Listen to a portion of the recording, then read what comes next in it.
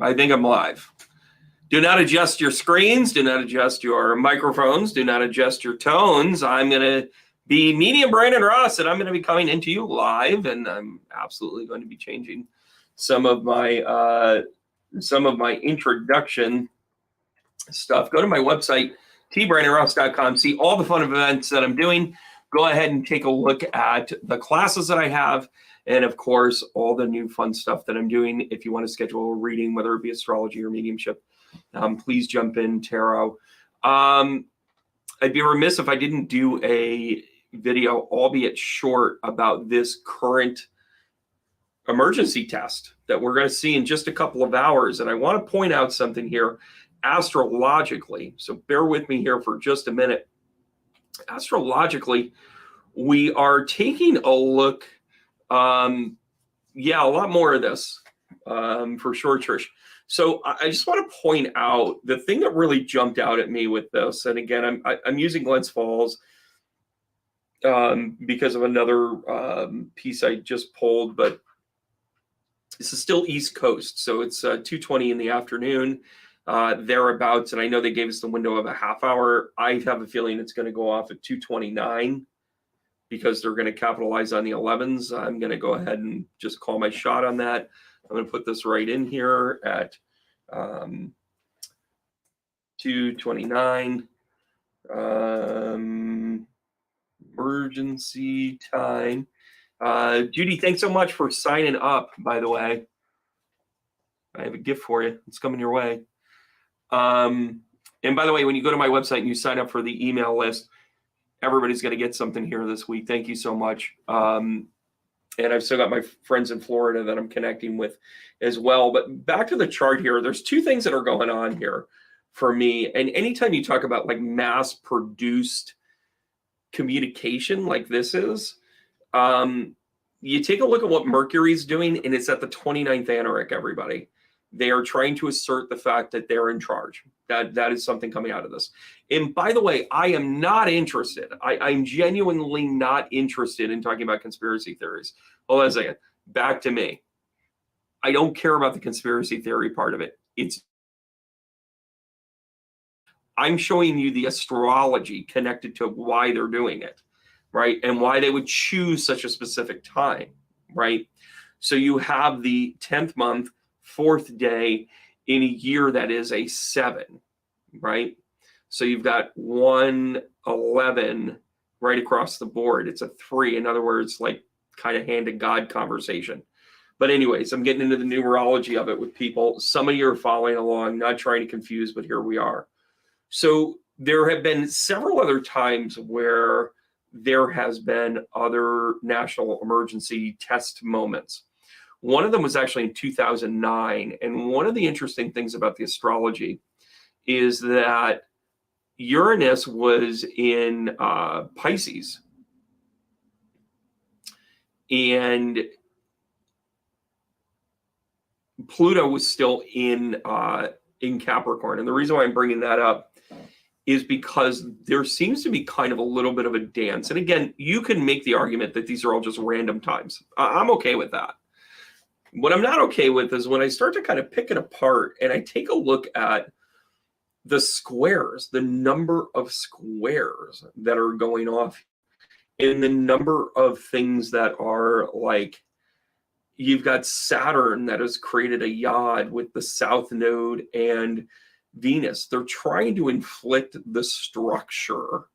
And again, this is where, I don't even know if my mouse gets shown here, but you've got Saturn down here in the 2nd house, your safety. And then the South Node in conjunct with Mars. And then you have the, the yard of opposition here of Venus. And again, I know that this is not a traditional yod, but I just want to show that where it's trine energy to chaos, to Mars in action, and then it's disruptive to Venus. And oh, by the way, conjunct to Lilith. So this is going to be pretty jarring to people. Then you also have Neptune in opposition to Mercury. It's not a true opposition. I mean, we've got about 4 degrees opposite here, but let's not let's not lose the moment that Mercury's at the 29th anaric, which is the amped up piece of this. And Virgo always is the champion of, the right things and the perpetual part of like haste, safety, and all of that other good stuff. So the part of it that I think is incredibly important is this time was not selected by accident. I mean, 220, I mean, really? In the middle of a day? And by the way, the 220, is trying to like hand you the idea that it's a mastery of 11s, right? Yeah, the manifestation there as well. Yeah, and Joanne, I see your piece here about that you had to sign a bunch of legal documents. That is cool. That is that's actually not bad in this setup, and I'm going to tell you why. Because you still have Pluto empowering Mercury here, right? It's trine. And yes, I see the other trine. I'm about to get to it here. So the reason why this would still be good for business, and by the way, it's cleaning up family business probably if you're talking about legal documents. You have Pluto that is trine to Uranus, that is trine to Venus. So very much inconsistency. Pluto is just kicking ass this week. Pluto is just like, I'm sorry, Pluto's looking at you going, are you telling me I'm not a planet? Because I'm about to show you that not only am I a planet, I have influence around here. And you guys better start paying attention, because look at all the stuff that I can do. It's just a little old asteroid planet. And you guys are like, yeah, he's not really a planet anymore, blah, blah, blah. You think I'm funny?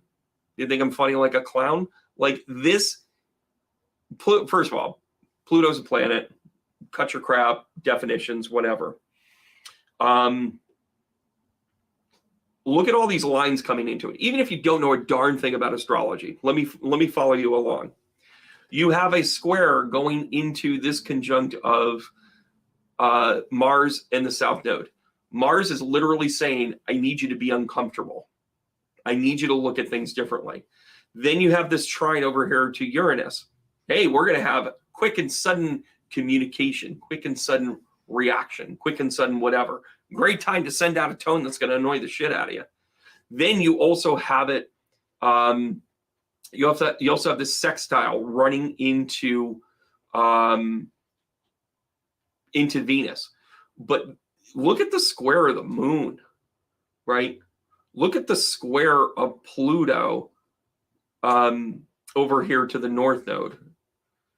It's a disruptive time. Pluto's like, you know what? I'm going to tell you something right now. You can do whatever you want, but I'm going to go ahead and let you know that you're about to evolve from this. Pluto is about rejuvenation, regeneration, being able to step into it and be connected to a higher consciousness. I think we need to be fully aware that this tone is it's a mile mark. They're trying to figure out where you're at. They're trying to figure out how many of you are turning off your phone. They're trying to figure out how many of you are turning down your phone. They are actually, in fact, trying to figure out where you are. Because the primary function, and I can say this because I've worked on countless cases where people generally don't even realize the power of the tracking that goes into your phone. It's pretty substantial. And when you're working on a missing persons case, it's everything. When you're doing something that you could do or shouldn't do, both of those things are it's viewed. And I'm not trying to create anything of paranoia. No. What I'm going to say is that this has everything to do with the gut check of who we are. This is a mile marker. This astrology right here, good gravy. This astrology right here, and by the way, I know I misspoke a few times here.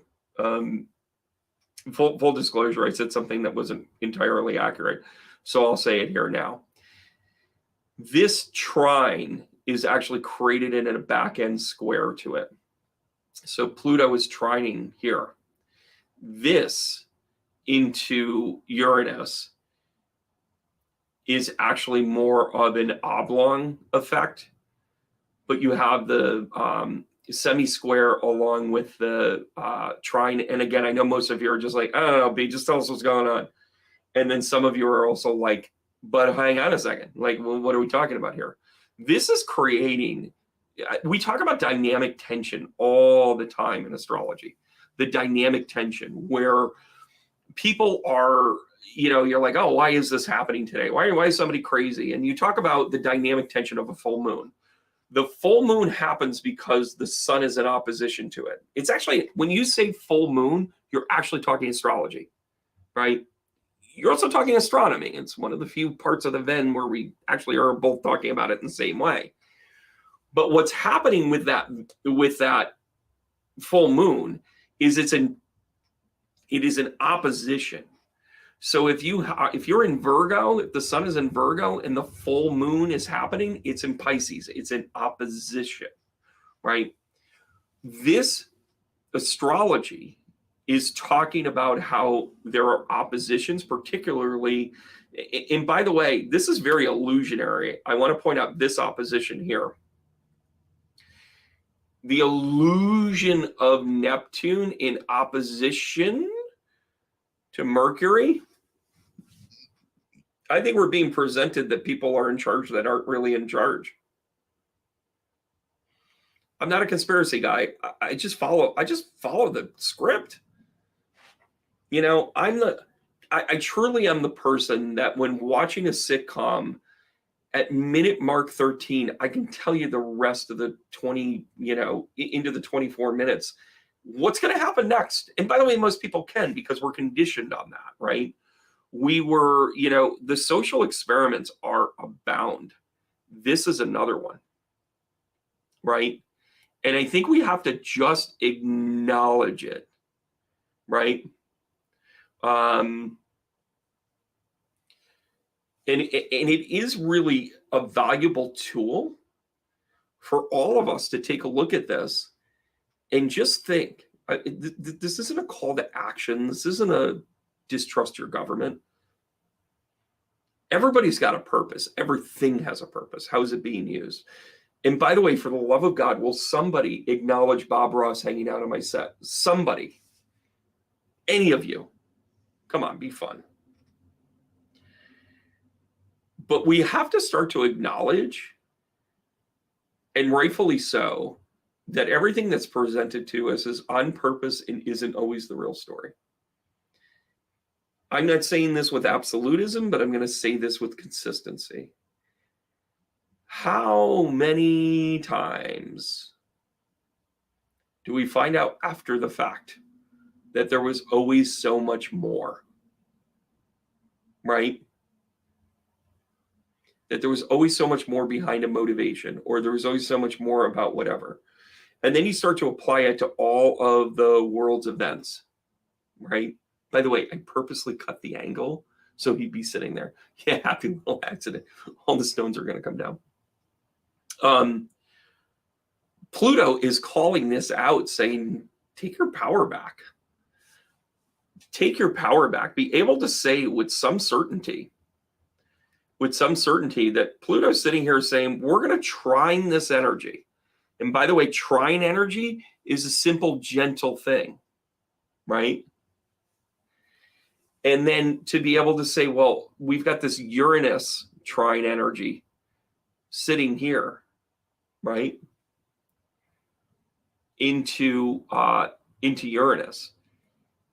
And by the way, it is the same earthbound trine. And again, I know it's not a true trine anymore, but you have this energy that is just pushing us to say, wake up, listen to this earthly crap. I mean, I don't know. I mean, how many people go through, and I can't tell you how many people I coach and I work with and all that other stuff, that they literally sit at their desk at work and go, this is truly useless. And I'm not saying they're useless people or there isn't some positive outcome, but it's an insane thing that we think that everything's altruistic because we find out too much too often that we have to second guess it.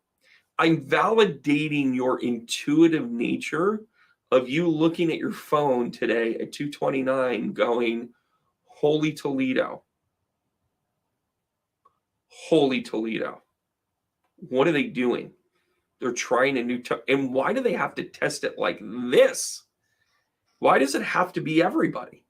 We got to get everybody on the same page. Why? Why? Oh, by the way, fun fact, Russia also did a very similar test yesterday, only they don't mince words. It was the nuclear fallout emergency broadcast system. Everything always has a test, everybody. Everything has a test before the test. Now, again, I'm not trying to strike fear into anyone. But if you're aware of it, you can become prolific in your own progress. You can be prolific in what you do and how you do it. Yeah, and by the way, mainstream media, and again, I hate that term, mainstream media. The mainstream media is a commercial hound. YouTube is a commercial hound, right? I have been turning off my monetization because for the two, I've never negotiated. It's a first business deal. The internet and YouTube is the first business deal I didn't actually negotiate. They told me their rules and either I said yes or no. So that's the conversation for me right now. That's the dialogue for me. I'm looking at stuff like that because I'm like, what, and again, oh, by the way, a lot of people have been asking about whiskey and bagels. We're working on a date, everybody. We've just been so busy. It's coming back, don't worry, in some capacity. But it's the first business relationship where I haven't had conversations about what our agreement is. Think about that. Oh, and by the way, we don't actually, and then I started to think about it and I thought, why don't actually set the rate for taxes? And then they expect me to disclose it to tell them what I owe them. Okay. And then we shame people that, take shortcuts and everything else. And you look at this and I'm going to mention his name, Donald Trump isn't on trial because he did one thing wrong. He built an entire legacy. I'm going to use that word, great word there, Trish, legacy media. He built a legacy of lying about who he was on paper for a bank to approve it. It's fraud. It's called fraud. It's a technical term. It is a legal term.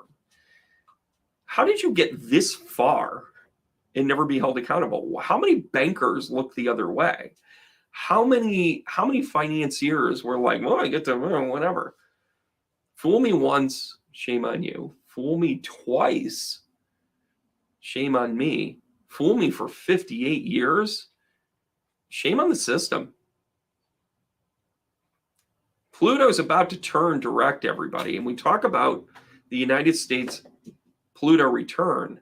And guess what we're working on?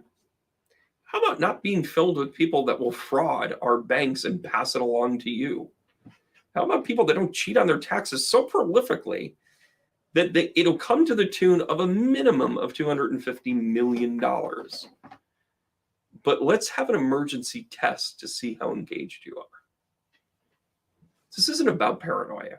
This isn't about questioning it. You shouldn't have to question it.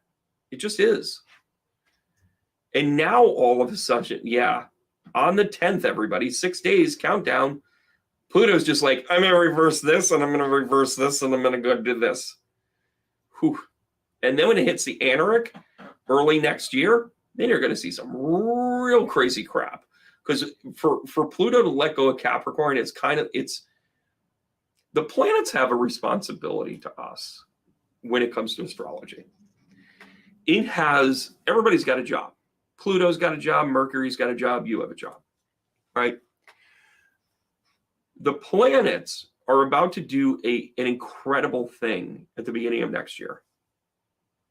And it does incredible things every day, which is why you take a look at charts, you tune into this channel, all that other good stuff. But Pluto's job right now is to make sure we get it right, because Pluto has seen this story before. Pluto has seen the fall of civilizations one after another. Pluto is kind of saying, can you just kind of like make sure that you guys get this right? And Pluto in Capricorn is about money. It is about the tangible things about how we spend our time, how we waste our time, and how we do it. Yeah, and the cosmic reset, I love that commentation. You know, the cosmic reset here doesn't have to be a reset. It doesn't have to be, you know, for decades, for centuries. We talk about, you know, the rapture and the end of time. And then you look at astrology and you're like, oh, so like next Tuesday, that one ends and this one starts? Why do we build fear around all the change that we have to have? That's the stuff we need to pay attention to. A cosmic reset does not mean anything bad, right? It means that you actually, for a civilization that literally lives paycheck to paycheck, we should rejoice the idea that something's going to change tomorrow. And we don't do it. And this emergency broadcast thing is, yeah, I mean, the emergency broadcast thing is something that has technical value to let you know how pervasive this is in your life. In the last two retreats that I've gone on in Sedona and then Shasta, one of my favorite things is no cell coverage. I got nothing. Had to drive up to the road to call the kids.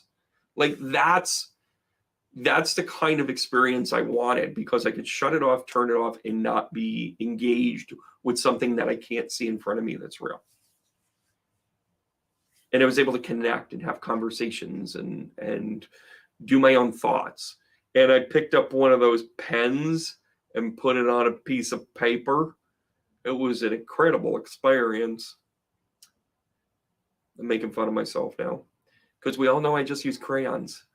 Anyways, the part of it that I'm just kind of pushing this to is this is a call sign to let you know how much technology has taken us over, how far reaching they have that in your pocket, and how much you're actually more in control than what you think. So pay attention to the tone, give them what they want, and then adjust accordingly.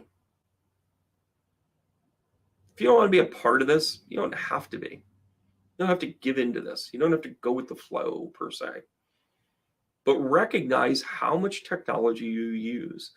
I don't know how the other services are, but on an iPhone, I get a weekly report of what I spend my time on daily, right? I spend my time on stuff like YouTube, my website, you know, in equal measure, somewhere around 20% of my time for each one of them. And then I have messaging. And then I have games. I do have a couple of games in there. So I do this thing where it's like if you swing the thing, you save the king. Anyways, you guys know it. I don't get paid for it, so I'm not going to bring it up. But I realize that like I've got a little fraction of time where I'm just mindless. Okay, cool. I have another part of it where I'm like quasi-functional, engaged, kind of, you know, like functional stuff, you know, like notes and whatever. And then I'm connected to people that I haven't seen or had connection with. And some of them I'm like, you're on the other side of the world. I can't wait to, you know, this is our connection. This is when we're going to connect. And then other times it's like, can't we just have a meeting out of this? Can't we make a phone call? And I realize how many few phone calls I make. That's what this should be bringing you to. You should be paying attention with your relationship to astrology. There, I said it. That's really what this tone is today. What's your relationship with technology? Because they're telling you, we've already got your shit together. We already know what you do, how you do it, and why you do it. They're just reminding you. So how engaged are you going to be? All right, guys, pay attention to Pluto. It is a planet. I'm bringing it back. It's that simple. Hard taps to everybody. Mediumship group, we'll see you tonight. Going to be out in Syracuse this weekend. Those of you in Western New York or Pennsylvania, I think isn't too far. Some people from Toronto could probably come over Mississauga and then get over, through the Niagara Falls area and then come on in. I mean, our ponds aren't frozen yet, but it's getting a chill out there. You can see the leaves. I think it was just an Irish Canadian with that one. Anyways, I'll see you guys soon. Look for more content. I'm building this behind the scenes. I want to thank Bob Ross for paying attention and being here on site, and we'll see you guys soon. Take care. Heart taps.